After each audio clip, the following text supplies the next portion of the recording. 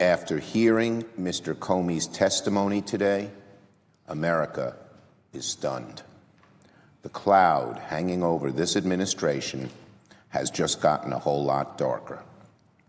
I want to commend both the chairman, Senator Burr, and the vice chairman, Senator Warner, for the way they ran this hearing.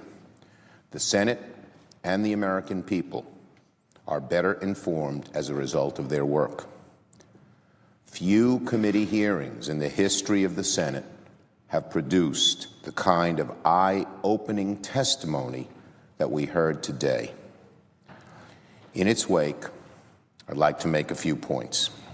First, for weeks, media reports indicated that the president had directly and indirectly pressured the FBI director to end the FBI's investigation into General Flynn. Innuendos and intimations swirled around, but we now know much more of the truth.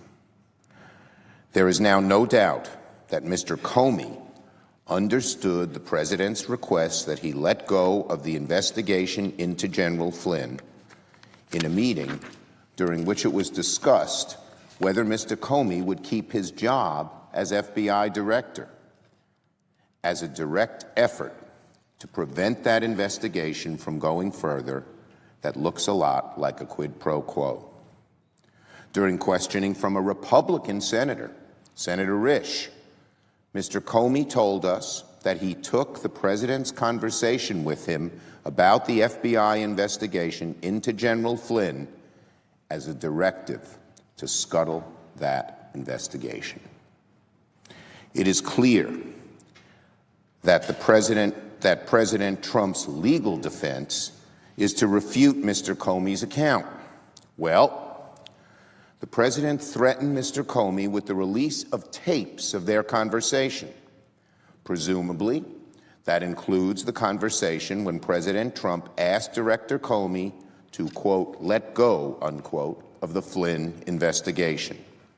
It's awfully curious that no one from the president's team will either confirm or deny the existence of the tapes, when the tapes are the only way to prove that Mr. Comey's testimony, which came under oath, are false or misleading.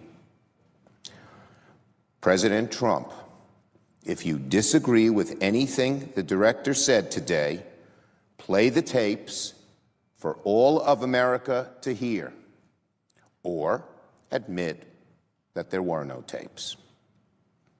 Second, Director Comey's contrasting view of the Clinton email case and the Russia case is telling.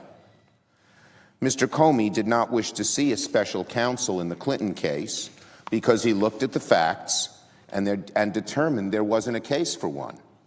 With respect to the Russia probe, the director examined the facts and felt there was enough potential evidence that a special counsel was warranted. Again, the contrast is telling. Democrats and Republicans alike, the American people as well, should be pleased that the investigation is in the hands of former Director Mueller. And third, the hearings raise serious questions about Attorney General Sessions that he and the Justice Department must answer immediately. Senator Wyden and Senator Harris repeatedly asked Director Comey about Attorney General Sessions' involvement in the investigation before he recused himself. Director Comey didn't have direct knowledge of his involvement, but made clear that he suspected that the Attorney General needed to recuse himself weeks before he actually did so, and that he could not share the reasons for that in an unclassified briefing. So, we need to know the answer to a number of questions regarding the Attorney General. The Senate Intelligence Committee investigation and Special Counsel Mueller ought to get to the bottom of this matter.